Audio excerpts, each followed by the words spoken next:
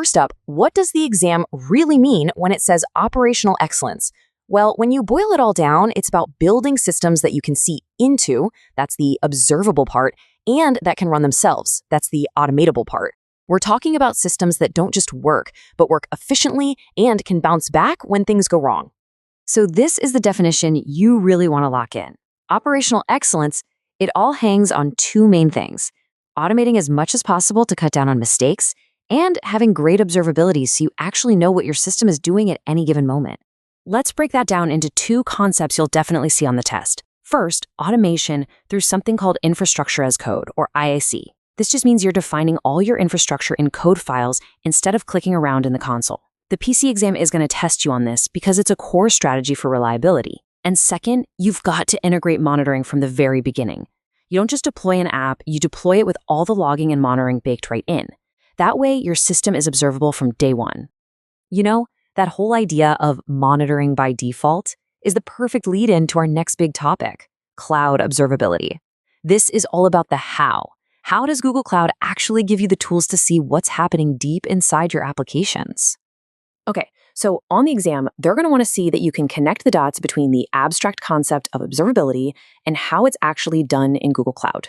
It's about translating that need for deep system visibility into the real-world tools that give you that insight, like dashboards and logs you can actually query. And here are the specifics you've got to know. What exactly are we monitoring? Well, for one, you get custom dashboards that are just created for you automatically. They visualize all the key stuff: request counts, CPU, memory, and super important latency metrics like P99, which tells you the response time for your slowest 1% of users. And, this is huge, the logs are structured as JSON. That's so important because it means they're machine readable, which makes them a breeze to analyze in Logs Explorer. Now, having all these metrics is fantastic, but let's be real. You can't just stare at a dashboard all day long.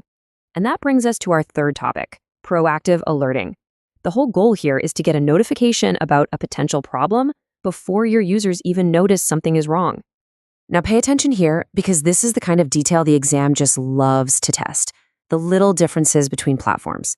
When you're setting up alerts, the resource type you're watching is different. For Cloud Run, you're monitoring the Cloud Run _ revision.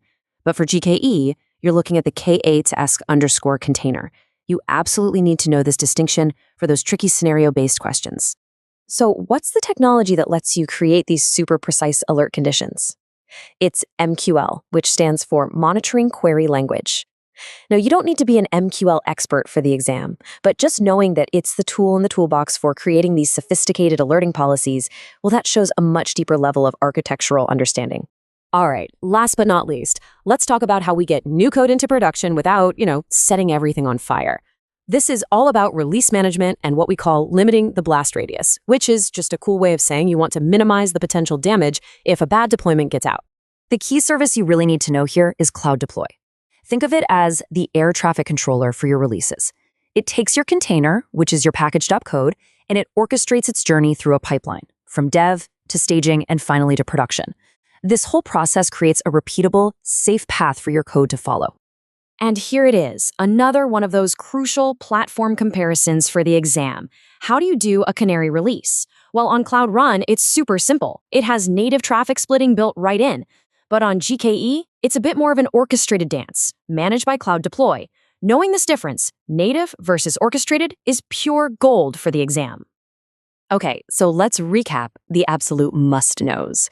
Operational excellence? That's just infrastructure as code plus observability. For alerting, remember those different resource types, Cloud Run Revision versus KHS Container. When you think release orchestration, think Cloud Deploy. And finally, lock in that key difference in how Cloud Run and GKE handle canary releases. And with that, we're at the end. I'm going to leave you with this question, because it's the exact kind of thing you need to be thinking about for the PCA exam. Now that you have these building blocks, how would you put them together to build a release pipeline that's both fast and safe? The answer is all about combining these patterns. Master them, and you're going to be in great shape.